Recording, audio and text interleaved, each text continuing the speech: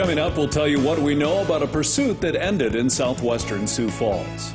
Plus, when the trial of South Dakota Attorney General Jason Ravnsborg will begin. Good morning. This is KELOLAND on the go with all you need to know in news and weather as you start your day. We're waiting to learn more about a pursuit that ended in the southwestern part of Sioux Falls. Our news crew was able to capture this video of the scene where it ended. The incident started at the Get-and-Go in Parker with an assault and attempted abduction. As Turner County deputies arrived on scene and approached the vehicle, the driver sped off. During the pursuit, Lincoln County deputies used spike strips 3 times, popping 3 of the vehicle's tires.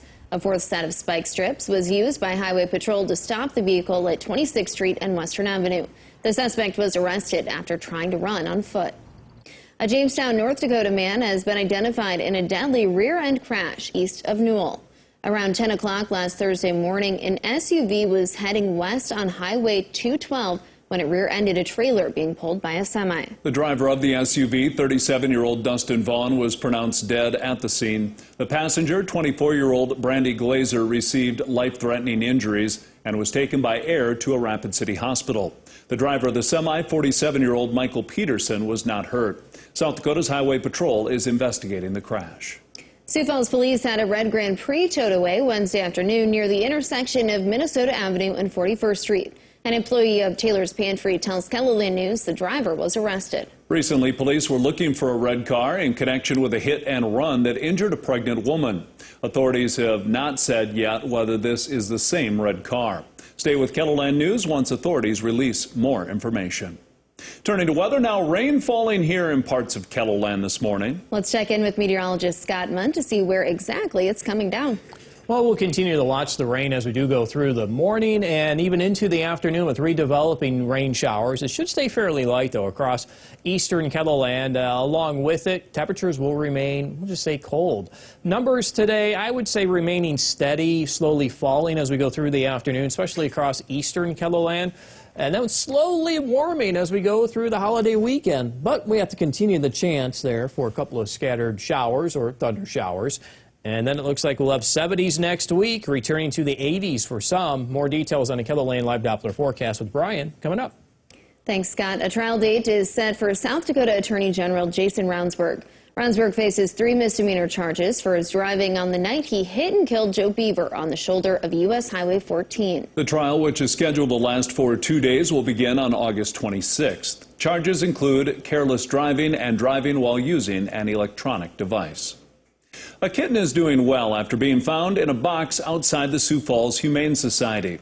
The 2-month-old was hot to the touch and needed to be taken inside right away. The nonprofit is urging people not to abandon animals. The Humane Society has a night receiving area that allows people to safely surrender animals. There's food and water in there, there's blankets in there, there's litter boxes in there, and we urge you to do that. The night receiving area is accessible to the public any time of day. Wildlife is thriving in and around Sioux Falls as spring starts to turn towards summer. KELOLAND News Chief Photographer Kevin Kiergaard captured 2 red fox playing in a ditch west of Sioux Falls. And while at Falls Park, he counted 21 ducklings following 1 mother duck. You can watch both videos in length right here on KELOLAND.com. And that's a look at some of our top stories. Now let's get one last look at your weather with meteorologist Brian Karstens. Brian? All right, freeze watch tonight. We're watching the temperature forecast for Aberdeen. Perhaps cover up your tomatoes. I do think that this really hinges on this cloud cover clearing. If that doesn't occur, then we're going to be fine. But if it does, and it appears that that will be the trend during the overnight, is to clear some of this moisture, then that mercury can really drop off. So we'll continue to watch the latest developments on that during the day. In the short-term forecast, scattered showers will linger. It's not necessarily raining all the time, but there are going to be hits of showers even into the afternoon from Aberdeen to Sioux Falls, even out to Pierre and Chamberlain. We can't rule out a couple of these through 5 o'clock. Rapid City's more likely to stay in between the widely scattered showers more often.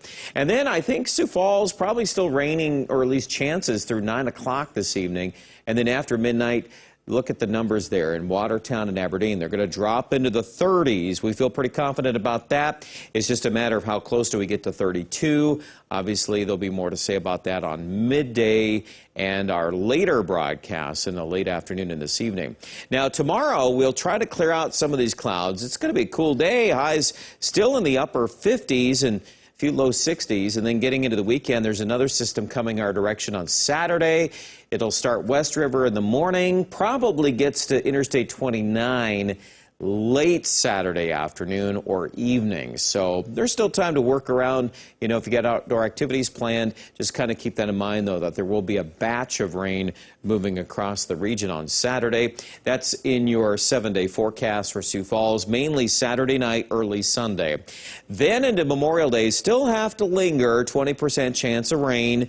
Most of that's in Nebraska. It will have a tendency to warm next week. Slowly, a lot of 70s. Pretty nice. Aberdeen also looking at drier trends next week, and that best chance of rain coming back on Saturday for those in the Northeast. Pierre also looking at rain showers on Saturday, 66. Looks like 70s, though, starting Sunday, and that should continue to climb into next week. Rapid City also climbing next week with highs returning to the 70s by Tuesday. Check out more details online with our Storm Center update at KELOLAND.com.